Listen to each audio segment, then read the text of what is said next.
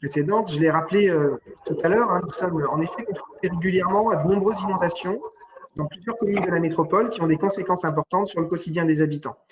Ces difficultés, elles peuvent être liées à des événements pluviométriques extrêmes, dont la fréquence augmente en lien avec le changement climatique. D'autres l'ont dit avant moi. Elles révèlent parfois des défaillances ponctuelles de nos réseaux, mais elles sont plus généralement, et nous l'avons dit aussi avant, la conséquence d'une imperméabilisation des sols et de constructions situées dans le lit majeur des cours d'eau. On l'a dit tout à l'heure, en effet, mieux vaut prévenir que guérir, et c'est un axe majeur de nos politiques à l'avenir. Et pour y apporter des solutions, et souvent en permettant à la nature de jouer à nouveau son rôle de régulation, mais il est nécessaire de comprendre ce qui se passe et donc de disposer d'études hydrauliques préalables. Cette délibération, eh bien, elle vise à mettre en place un accord cadre qui nous permettra de confier à des bureaux d'études la mission de réaliser ces études en complément de celles que nous réalisons en régie.